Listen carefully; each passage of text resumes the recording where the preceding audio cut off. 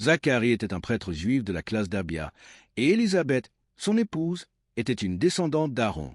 Tous deux étaient des personnes pieuses et justes aux yeux de Dieu, observant scrupuleusement les commandements. Cependant, ils n'avaient pas d'enfants car Élisabeth était stérile et ils étaient tous deux très âgés, et ont dépassé l'âge d'avoir des enfants. À cette époque, l'absence d'enfants était souvent perçue comme une honte ou une punition divine. L'annonce miraculeuse. Alors que Zacharie accomplissait son service sacerdotal dans le temple de Jérusalem, un ange du Seigneur, Gabriel, lui apparut. L'ange lui annonça que sa prière avait été exaucée et que sa femme Élisabeth lui donnerait un fils, qu'il devait nommer Jean. L'ange précisa que Jean serait rempli de l'Esprit Saint et le sein de sa mère et qu'il aurait un rôle crucial, préparer le peuple d'Israël à la venue du Seigneur avec l'esprit et la puissance du prophète Élie. Zacharie, incrédule face à cette annonce compte tenu de leur âge avancé, demanda un signe.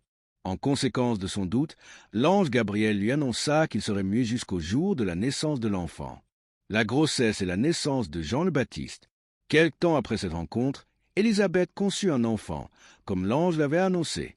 Elle garda sa grossesse secrète pendant 5 mois, se réjouissant de ce que le Seigneur avait fait pour elle, effaçant ainsi sa honte.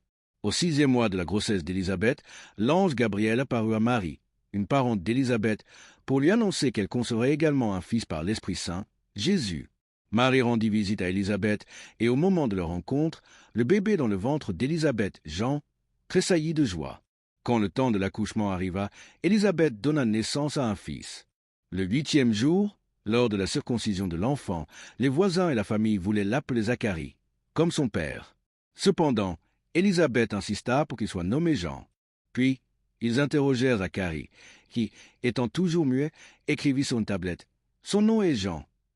À cet instant même, Zacharie retrouva la parole et se mit à louer Dieu et à prophétiser. Pourquoi cette naissance est-elle considérée comme miraculeuse? La naissance de Jean le Baptiste est considérée comme miraculeuse pour plusieurs raisons principales. L'âge avancé des parents et la stérilité d'Élisabeth. Du point de vue humain, il était impossible pour Zacharie et Élisabeth d'avoir un enfant en raison de leur âge et de la stérilité d'Élisabeth.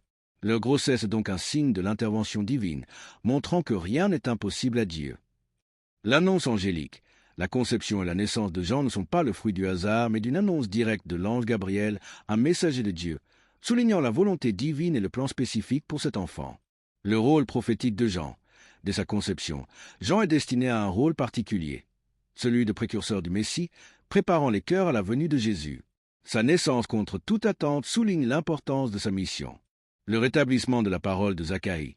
Le fait que Zacharie retrouve la parole au moment où le nom Jean est confirmé par lui-même est un signe supplémentaire de la puissance et de la volonté de Dieu, renforçant le caractère divin de cette naissance.